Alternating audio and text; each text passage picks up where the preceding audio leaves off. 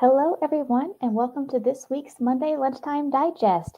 My name is Hayley, and I'm with the Oklahoma Counseling Institute, and we have lots of exciting things to talk about today. So, first of all, something that's great that's going on with the Oklahoma Counseling Institute is that we have a lot of new on demand trainings available. And so, we had our winter workshop weekend earlier in December. And since then, Tom and I have been working very hard to get all of those recorded and up for you all to watch. And so, if you're interested in an ethics training, clinicians in court, if you're interested in a general or strength based training, healing from narcissistic abuse, or if you're interested in any of our other latest on-demand trainings, you can find them now all on the Counseling Institute's website. You can go to counselinginstitute.org. And so I think as of our last count, we have 66 on-demand courses totaling almost 190 hours of continuing education. And so if you are just now getting started on your CEUs for the year, LPCs, LADCs, you still have a good 6 months, but why not start early? New year, new me, start off everything with some new education, new training opportunities. And on top of all that, we have a couple of other great announcements at the Oklahoma Counseling Institute. So first of all, our Summer Super Summit planning is going well, and we will be announcing our full speaker lineup in February. That being said, early bird registration will end on January 31st. And so if you have not registered for our Summer Super Summit yet, you still have time. Early bird registration will save OCI members about 30% on registration. So OCI members, instead of paying $290 for a 2-day registration, OCI members who sign up before January 31st will only pay $199.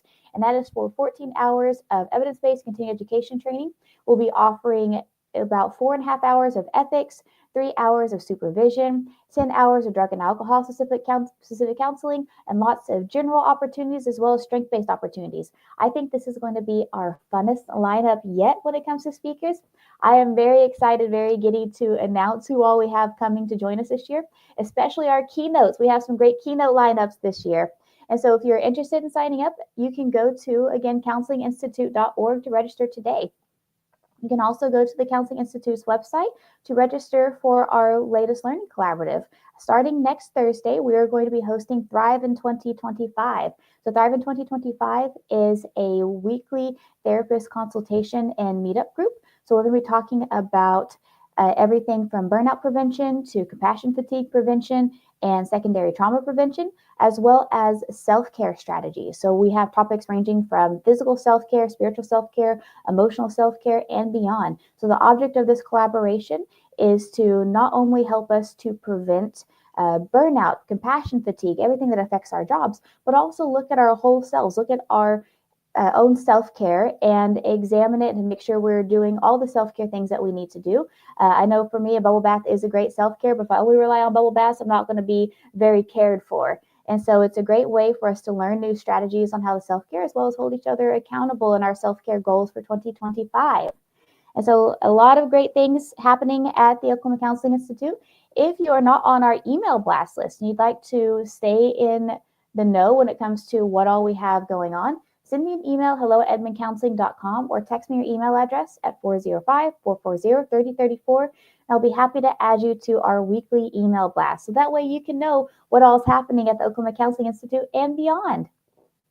And so lots of things going on at OCI, but there's also a lot that's going on in the world around us. So in Oklahoma mental health news, the U.S. Department of Justice recently released a report where they stated there was a reasonable case to believe that the state of Oklahoma, the city of Oklahoma City, and Oklahoma City Police Department discriminate against people with behavioral health disabilities.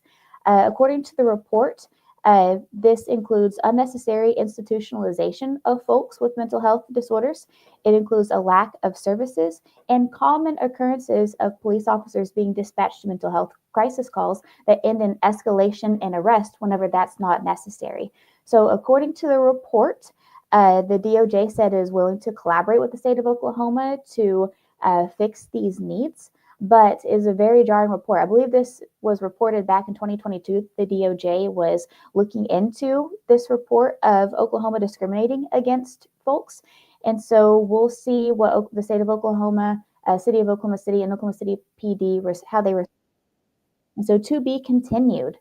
And so there's also interesting news in the whole world of mental health So an article was published in the Proceedings of National Academy of Sciences, and this report looked at the relationship between adequate sleep and intrusive memories. And so, as we know, intrusive memories or intrusive thoughts are very common in mental disorders such as post-traumatic stress disorder, anxiety disorder, major depressive disorder, and other related disorders. And so, this study really looked at what happens in the brain whenever we have little sleep or adequate sleep, and how does that affect our ability to control unwanted memories. And so, they had a couple of groups of people. One of them were able to get a full night's sleep. They were able to see, okay, they've got their full REM sleep. And the other side, they had disrupted sleep. And so what they found is that those folks who had adequate sleep, whenever they did a functional MRI, they saw that there was increased activity in the dorsolateral prefrontal cortex, which is responsible for controlling memories, controlling our thoughts, controlling our emotions, and decreased activation in the amygdala. Not the amygdala, the hippocampus, which the hippocampus, as we know, is responsible for memory recollection. And so those with adequate sleep were basically able to activate the part of our brain that is responsible for controlling memories and controlling thoughts, and have less of a reactive part of the brain when it comes to recalling memories. Now, those who had disrupted sleep, not only do they report more difficulty in controlling unwanted feelings or unwanted memories, but they also showed a more hyperactive response in that hippocampus. And so I think that this preliminary research is helpful in allowing us to understand, how some of these symptoms can be mitigated. Because PTSD, of course, like I said, a common symptom of that is having those intrusive memories. And so not necessarily that sleep will stop these intrusive memories from coming, but it might be able to help alleviate symptoms, make it less likely that these symptoms arise as much, make it easier to control those memories. And so I'm looking forward to see how this research grows and what we can learn clinically from this research. So to be continued there. And so a lot of news going on in OCI and the world around us. But also in other news, we have a winner for this week.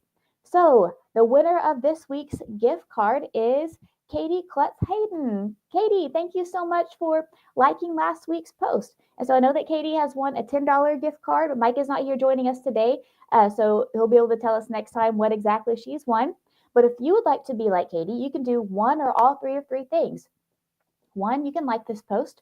Two, you can share this post. Or three, you can comment on this post. And every time you do one of those three things, you get entered into the drawing for next week's prize. So not only do you get entered into the drawing, but you also help us grow. You help us to feed the algorithm. You help others to see us. So every time you like, share, or comment on this post, as well as every time you join one of our trainings or engage with us in any other way, you help us to grow. So thank you all so much. Thank you, Katie, for being a big support. And so, like I said, if you'd like to be like Katie, what you can do is you can also answer today's question. So the question for this week is, what is your favorite snow day activity? So this Thursday, from what the weather reports are saying, Oklahoma City metro area is expecting at least a couple of inches of snow. I know I'm looking forward to some snowy weather. I like the cold, but I much prefer the cold if I have some pretty snow to look at. And so I want to ask everyone, what is your favorite snow day activity? Tell us in the comments. I know my favorite snow day activity is my spouse and I, even though we are 33 years old, we love to go out and play in the snow. We like to feel the snow fall on our palms. We like to watch the snow fall. We like to walk in the crunchy snow. I like to make snow angels myself. My spouse doesn't really like to do that, but I sure love to do it. And so I love to play in the snow. So again, tell me in the comments what your favorite snow day activity is. And again, thank you all so much for joining us. Thanks for watching. Thanks for your support. And I wish you all a very happy and safe new year.